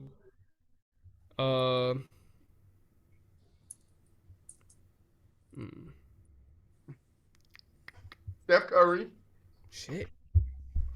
Oh yeah, Curry. Klay Thompson. No, get out. No. Please don't. You splash, bro. Yeah. Damian Lillard. Steph can be in the top 10, but Klay can't. Come on. Shaq for sure. Shaq. All right, that's 5. You got 5 more. I'm not mad at that either. LeBron, KD. I'm not mad at the Shaq argument either, because I think if Klay, if you put Shaq and Bill Curry, Russell's shoes, the total amount of rings, what is it, 10? They probably get 10 with Shaq there instead of Bill. So, I mean, he played against me, right? And 5 other teams. That's what I mean. Guys like me. So, Yeah. I mean, I don't like that argument either. You play, but then you go back to the counter argument of like, well, they still did it, so you play with whatever team's in front of you. I don't like. They Right. can't just credit. It's their hard to win hold that against because them, yeah. They beat the team. Like no, they beat the team that was in front of them. You should have Right. told the GMs to build a better team. That's the you should win because you never know if they were presented with a more difficult opponent if they still wouldn't have beaten them too. Right, like you should have built a better team. But go ahead, that's 5. Give us your last 5. Giannis, Harden,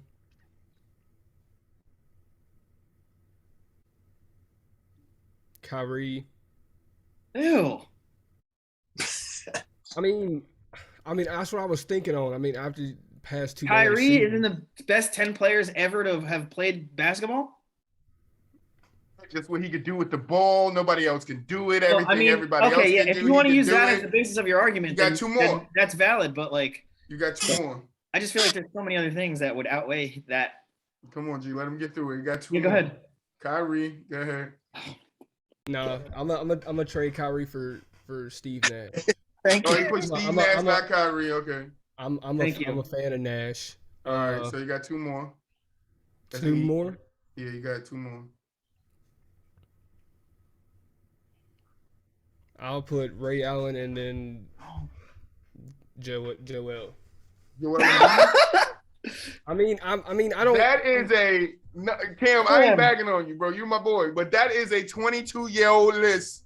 Okay, your That's age what I'm saying. shows in that list. I don't like speaking like I didn't. Listen, let me tell you something. You guys got to stop discrediting the people that came before these guys because before these guys, the people that came before them, it would not be them if these guys never did what they did for the league. Larry Bird, Magic Johnson saved the damn league. Jordan kept the league afloat. The Pistons did their thing. Like, all I'm seeing is highlights, so I'm not gonna sit here and speak on them. I'm not gonna sit here and be like, 20 years from now, that's what the same argument people are gonna use from LeBron. He's not the GOAT because I only see highlights. So hold on, wait. Let me see if I can quantify this a little bit, right? Make it fast. Because I think about this a lot. No, so I understand like why Cam likes a lot of those players because of their basketball playing ability and what they can do, right? But that's one thing, but you have to give credit towards like the job that the other players did, like in the older eras. Like they did a very good job. So when you compare like how good of a job is Kyrie doing in his career versus Magic did over his career, like okay, maybe Kyrie is more talented with the ball and he could do more things. So that's why like I understand that part of the argument, but I just don't think that that outweighs how well of a job Magic did against opponents during his time. Like he went up against the was best marginally dominant compared to the opponents that were presented to him, way more so than Kyrie has been. So even if I take into account like Kyrie can do more with the ball, it's not enough to diminish what Magic's bringing to the table in this argument in terms of like how well of a job he did in defeating his opponents. If you want to look at it like that. No, I agree with that. I just, me personally, like I know Larry Bird is a fool. Larry Bird dropped 49 points with his left hand because he was bored.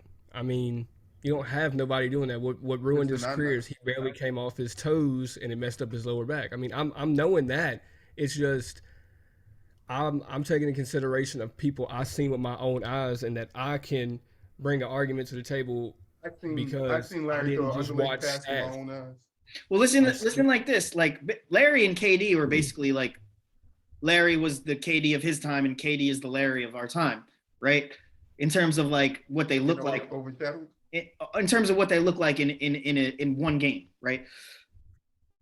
But then, and you could even say like KD's skills are a little more refined. Fine, okay. But what Larry did in terms of a competitive nature and competition wise, he trumps what KD is doing, in my opinion. Everybody that had to play that Hall of Fame team in the Lakers right now, we know Larry Bird had Hall of Famers on his team, but the whole Lakers team were Hall of Famers, bro. The whole team. That's why they got fired, bro. Those guys were those guys, all right, for a reason. But Bird was still doing his thing. He was considered the best player in the league at that time. 3 straight MVPs back to back. And he could have went back to back some more. All right, that's how talented that guy was. And yeah, he had a lot of things that, hindered him in injuries. He broke his finger early in his career, which he could never feel the ball the same. That's why he did stuff like shoot with his left hand when he was bored. He was very, very talented. And I think he doesn't get enough credit for what him and Magic did to save the NBA back in that time, because without those two having that rivalry, that Celtics-Lakers rivalry, we wouldn't have an NBA today. We wouldn't have LeBron, KD, Kobe, Shaq. We would never seen the likes of these guys. Like, And then I look at Bird's more of an alpha dog than KD, you know, like he's like killer he had that killer right, mentality like, too. Like if you put him in a cage to fight to the death, like Bird is gonna win. He gonna come out on top. It's completely two different times of basketball though.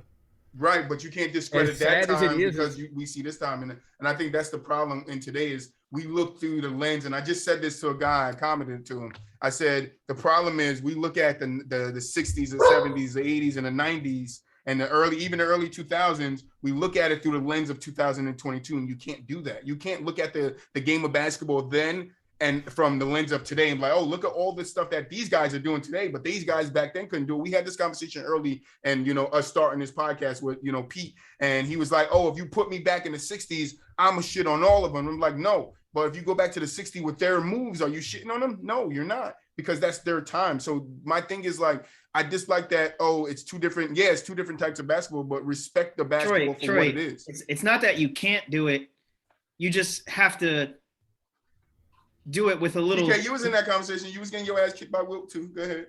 I'm saying it's what I meant by that. You just have to take into consideration what you're doing. Like, so you can't do it. Understand that. You can do it. You just can't overdo it, is what I'm saying. No, I understand. Go ahead, Cam. Yeah. That was from early 2000s back was bully ball. That's what it was. I mean, you got the Bad Boys, Pistons, you got stuff that have Malice in the Palace, stuff like that. When you actually had Stewart chasing LeBron, like it's no different. Cam, it's no different. Isaiah Stewart chasing LeBron is no different. It was Malice in the Palace 1.0. Cam, like, what I'm saying now is I'm talking about basketball now is soft. No, I don't. That's what I'm saying. It's like I don't like the soft word. Yeah, but Cam, hold on, real quick. It's not as physical. I would agree there, but soft. Cam, I want you to do me a favor, and if you pull up some highlights of Bird, or like even go way back to like Pistol Pete, or like I don't know, man. But throughout the course of the 70s, 80s, and 90s, there are still guys that are straight saucing people, and it's not just bully ball. They're like breaking ankles or like no look pass and making people like completely fooled. And like, bro, there's a lot of finesse. Like when Starks broke the fucking Knicks 3-point record, and it wasn't just like sure, you're right in a certain regard. Like the game was definitely different. It's definitely been evolving. There were definitely guys that had that like sort of finesse skill. Like, dude, especially if you. No, I'm not saying there wasn't. I know Pistol Pete was dropping 60 points without a 3-point line. Bro, like, if you see some of his moves, you're gonna be like, that looks like Rondo. Like Rondo got a lot of his ball fakes and all that. I've watched his highlights when he was at LSU and stuff. Like, I completely understand. I'm not taking any credit away from the finesse and everything that was owned back in that made it is what today. But it's just, I mean, you don't have people. You get a tech for anything nowadays. I mean, when Shaq was dunking on people, he's wrapping his whole body over and throwing them down and shit. You can't do that now. You hang on the rim too long, you're getting attacked. But when you say that, why can't you do that now? It's a soft ass game. No, that's not. You hit somebody. It's not soft. It's still physical. James Harden. The game is still physical. It's not as physical. I agree with you there. I'm not going to say it's a physical. It's physical. Yeah, it's physical. Thomas. You piss me off. We're gonna have 30 people jump in front of us, and we're gonna jaw jack. That's what those people on the sideline are told to do by their bosses. They're told you get in between these players and you don't let them fight, because you know what happens when players fight? Malice in the Palace. You got to suspend teams, and you know what that did for the league? It messed teams up, because that Pacers team was on their way to win the NBA Finals that year, but they got the season derailed because they had the Malice in the Palace. And then who career got ended by that? Jermaine O'Neal's, or was it Jason O'Neal? What was his name? You know I'm bad with names, but O'Neal, that was on the Pacers team. His career wasn't the same after that. He said that if you watch this documentary that just came out, he said, yo, it changed me. It changed the outlook on me. It changed my confidence. It changed everything in him, bro. Like that stuff, that's why they get in those players. And also it's because if something like the Malice in the Palace happens today, if you talk about soft, do you know how many lawsuits the NBA would have to handle if fans got into it with NBA players? everybody wants. I'm not talking about them fighting players and stuff like that. I'm No, talking I'm about on just the saying. court. I'm just saying when you talking No, about yeah, the malice in the palace and players doing that, yeah, players still do it. Yeah, it's to a lesser effect, but I don't like the soft word. Like when you say, because these players aren't soft. We wouldn't stand in front of their faces and be like, "Yo, you playing soft or you soft?" Because okay, we're gonna have a real problem. And we say that to these players, any one of them, the last guy on the bench. Like we couldn't, none of us could stand up in the court with them and think we're gonna ball with them. That's first off, they're gonna shit us on there, but then we're gonna get in front of them and be like, yo, you playing soft, this league is soft. No, they don't. I don't think they play soft. I think they just play within the aspect of the rules that the NBA changed because they wanted a cleaner game, just like the NFL. I don't say the NFL is soft. They don't hit the way they did back in the day. Kobe called Dwight Everybody soft when wants to Dwight be was a there, and shooter. Dwight said he was right. He ended up realizing that years later that Kobe was right. He didn't know what he was talking about. You said what? You got to hear the beginning of it. When Dwight and Kobe played together, Kobe told Dwight he was soft, and then it wasn't until a couple years later, and Dwight came out and said, like, I didn't really know what he was talking about, but now I do. And he was mentally. Yeah, I get what Cam is coming from, but I'm just saying the soft word just triggers me because I don't like us calling these players soft because I think they listen. If they had to, and if it was nobody there, bro, and they had to defend themselves, well, I don't think he's saying the players are soft. Kicked. I think he's saying the game is soft. The league, yeah. The game, yeah. Everybody wants to be a shooter. We have no true big man anymore. Oh, it's everybody wants to be a guard. The league is dominated by big men right now. Joel, Jokic, Giannis. That's 3 names. How many shooters can you name? Yeah, but look at the best teams in the league. They're because they have the best big men in the league. I'm talking about like paint dominant. Like you got Jokic, you got Embiid, you got Cat. They're all going to be pulling up from the 3. That's what I'm saying. I'm talking about like back in the day how you had like Patrick Ewing, Shaq, Ben Wallace, Rasheed Wallace. Yeah, they did the work down in the paint. Yeah, but I can that's just what I'm saying. contribute like, that to the evolution of basketball, though. Wouldn't that be contribute to them understanding different formulas of how to play the ball? Like, okay, if I could get my big man out the paint shooting threes, I stretch my floor more. Right. Yeah. No, it's constantly evolving because they're just figuring out ways how to out strategy one another. You know. Yeah. I mean, I think the only big man that really truly play in the paint nowadays without trying to shoot threes or Aiden and Gobert out of Utah. Those are probably the only 2. I hear their names mentioned amongst Embiid and Jokic and Giannis. Yeah. You know, because they try to stretch the floor. They try to shoot threes along with everybody else. And well, that's Joel got the step back in his bag now. Step back. You know, and like I said last segment, you know, the only I don't like Embiid doing stuff like that, man. He should just cut that totally out of his game, man. Play with your back to the basket, go down and play like the big man you're supposed to be, man. That's when you wanted Ben Simmons to show him. You wanted Ben Simmons to show him a double step back. But let's move on. Let's move on. So I got another cut one, basketball one. I got big men. All right. So your 4 is John Collins, Jared Allen, Jaren Jackson Jr., and Robert Williams III. For me, it's either going to be Williams or Jackson. I'm not really sure which one though.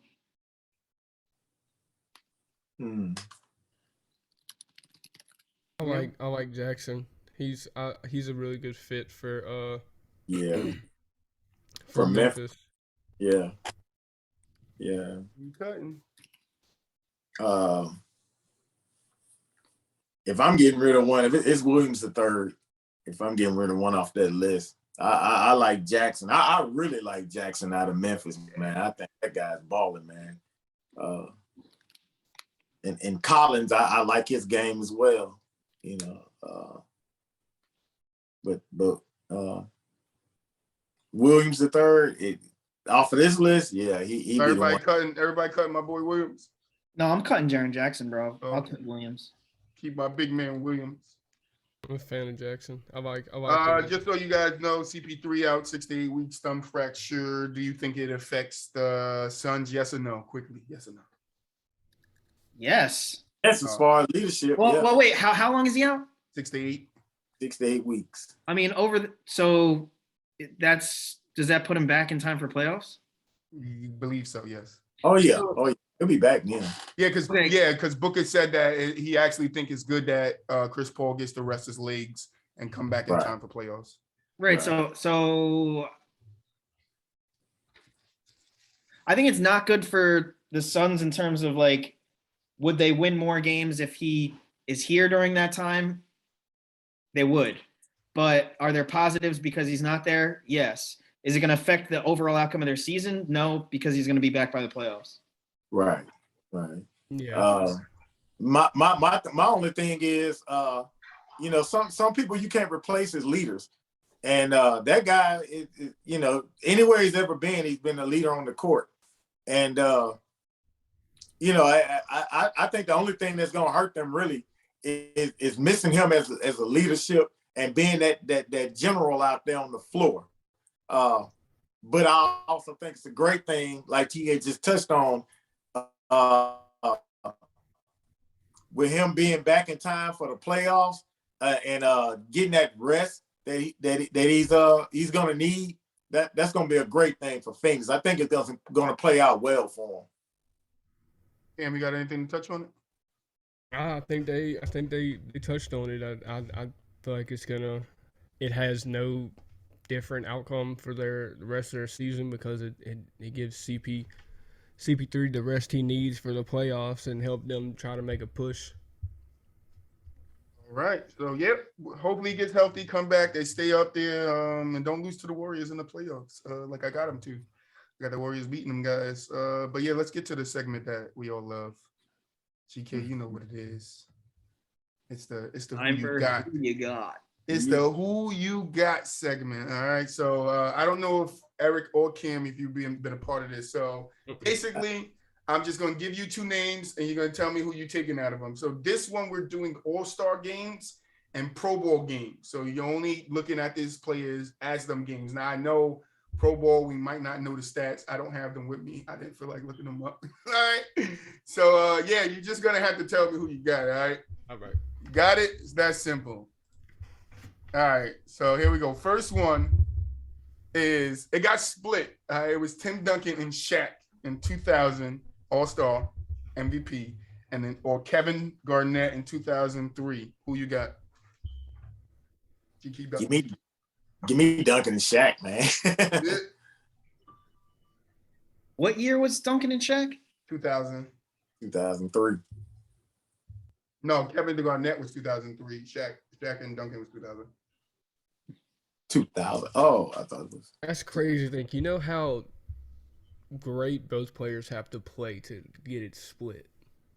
Yeah. It's hard making this decision because there's two guys on the one choice. So I did Shaq, right? And then when I went to look up the pictures, they all these pictures they had was Tim Duncan and Shaq. So I had to change it to Tim Duncan and Shaq because I didn't want to put a picture with Tim Duncan there. Okay, so I'm gonna Shaq or Garnett? I'm gonna choose Garnett because obviously Garnett played better than everybody else to not have to split it with somebody. hey, you got good reason in there. You got good reason in there. Kim. So like if one of them two would have just played a hair better, they wouldn't have had to split it. All right, Cam, it's on you. Who you taking?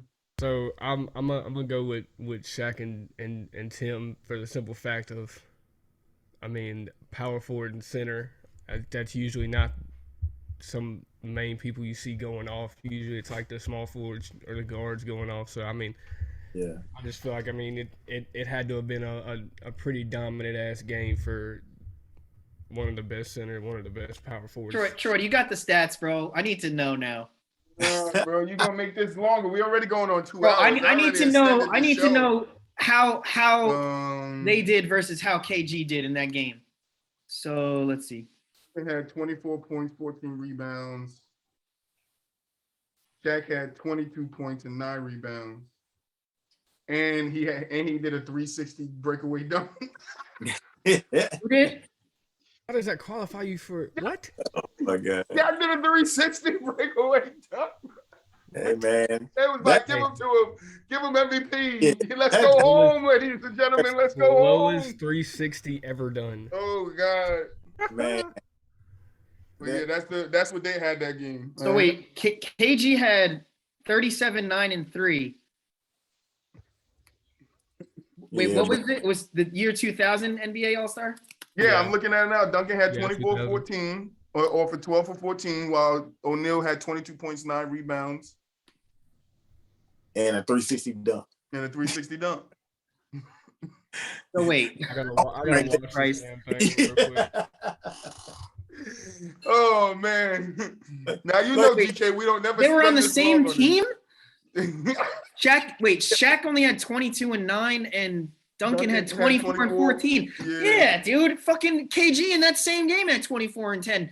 So, and then That in was 2003, KG fucking went off. Are you kidding? That was the slowest Yeah, 360. you know we don't ever spend seen long in on my this. Next one. 37, 9, and 3. Next one, GK. We on football now. We got Peyton Manning in 2004, Pro Bowl MVP, or Carson Wentz in 2006, Pro Bowl MVP. Carson Palmer. Carson Palmer, yeah, sorry. I said Wentz. Did I say Wentz? Yeah, you said I Carson. said Wentz. Oh, damn it.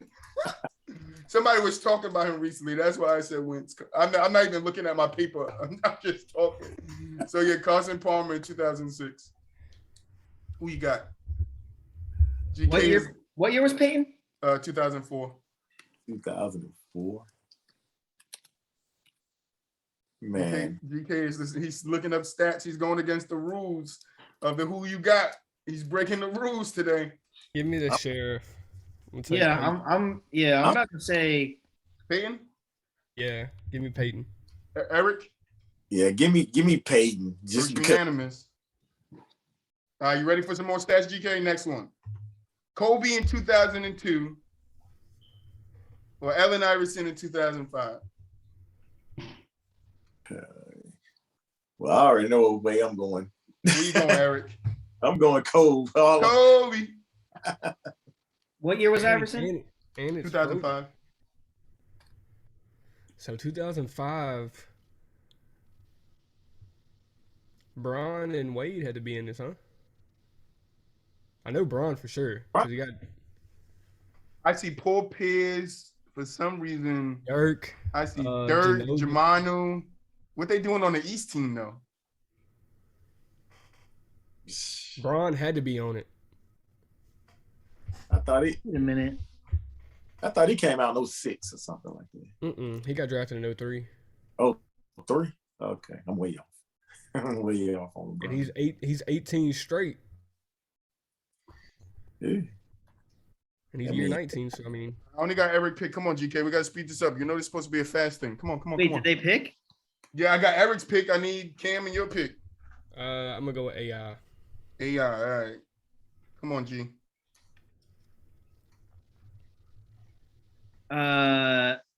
Yeah, I'm gonna go with Kobe. AI only scored 15. What the hell? I'm going AI. No, hold on. Can I take that back? All right. All right, Larry so Fitzgerald in 2008 or Brandon Marshall in 2011? Oh man. is this Dolphins Brandon Marshall? Is the question. Yeah, which I'm gonna have to go with Larry Fitz. Larry Fitz has more tackles than drop passes. In his career. I mean, that's Because his quarterback kept throwing interceptions. right. not talking about that.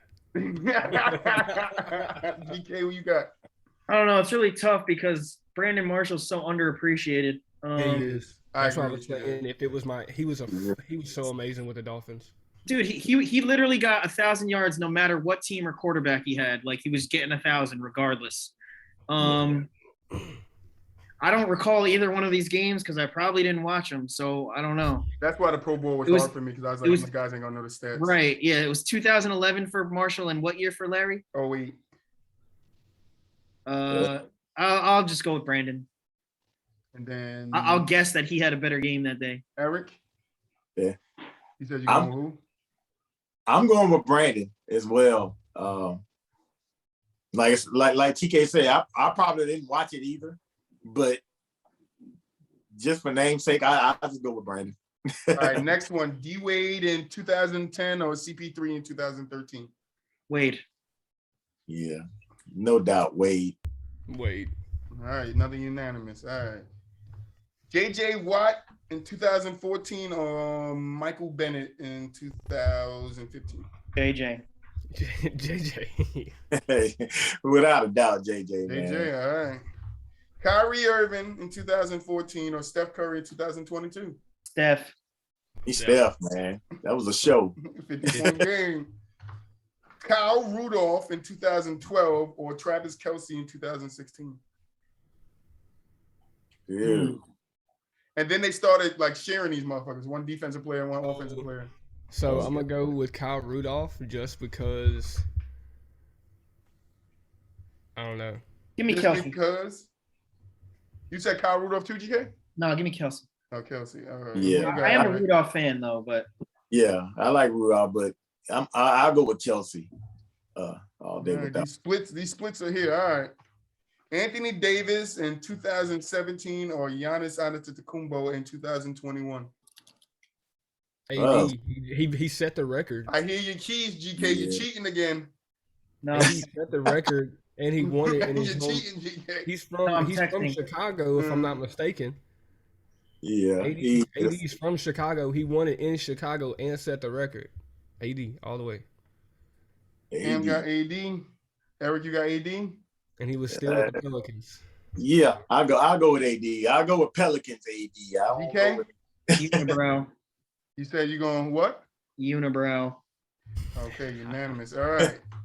Nick Folks in 2013 or Justin Foles. Herbert in 2020? Folk. Folks. Foles. Oh, There's no K. You know what I said, GK? I was looking at his name yesterday. I was like, Foles. And I still come out here and say Folks. I knew I was going to do it. I just knew I was going to do it. Or Justin Herbert in 2021. Not Herbert. Not Herbert. Or Sherbert. Yeah. Foles any day over Herbert. Big Dick Nick. Cam, you going with him too? Yeah, fold. All right. KD Kawhi. 2012 or Kawhi Leonard 2020? Oh. All Ooh, boy. right, Give me so KD, man. you said KD? KD, man. Eric, Cam, you said KD too? KD. All right, got a split. GK said Kawhi. Last one. Patrick Mahomes in 2018 or Lamar Jackson in 2019? Mahomes. Mahomes. Patty. Everybody going I'm Patty? gonna go Mahomes just because my boy Jamal Adams is And that's it. That's the end of that. Y'all have fun. Yeah, had a ball, man. GK tried to shake it up. He tried to like, let me look up these damn stats. But I was gonna allow you to do it on the Pro Bowl because I was like, none of us know who did what in the damn Pro Bowl. You're right. But yeah, we at the end of the show. We hit 2 hours, or 3 minutes. We hit 2 hours. So let's finish up with final thoughts. We're gonna start with Eric. What's your final thoughts, Eric? Final thoughts are with this Flores situation. I'm kind of interested in seeing how this is gonna pan out. Again, I would say hopefully the sooner the better. That they'll get this over with and squashed out, man. I just don't want to see this guy up under this immense pressure after every game and have to keep answering the same questions over and over again. Great hire for the Steelers, and kudos to Mike Tomlin, man, for making that move. Cam. I'm ready to see the offseason, how it goes for the NFL. I feel like there's gonna be some big moves, especially after Aaron Rodgers' little cryptic Instagram post he made. Ready to see what big things are coming. Ready to see the end of the NBA season. Ready to see playoffs, see how that goes. But going off what Eric said, I really want to see how Mike Tomlin and the Steelers organization handle the Flores situation. See if this changes the aspect of interviewing coaches and bringing coaches in going forth in the NFL. Hey, I was just thinking, imagine how awesome it would be if both the NBA and NFL All-Star games were played like they were the Super Bowl or the championship, and like they were trying to win, like their families' lives were on the line. Like how entertaining and enjoyable would it be? And then how much like more cooler and more significant the MVPs would be, you know, like it would mean something. Like if you were MVP of the Pro Bowl, if everybody was like trying as hard as they could to win, you know? So if someone could figure out a way to make the players play hard, then that would be incredible. That's my final thought. yeah, my final thoughts, always go out to the fans, man. Thank you guys for watching. Thank you guys for tuning in. Today was a great episode. We got through it smoothly. I extended it by a little bit because I wanted these guys to talk a little bit more. We had some good points. No big debates today, but we had some good conversations. I ain't too disappointed at it. But I hope you guys enjoyed. This is From the Sideline, man. We out. Peace.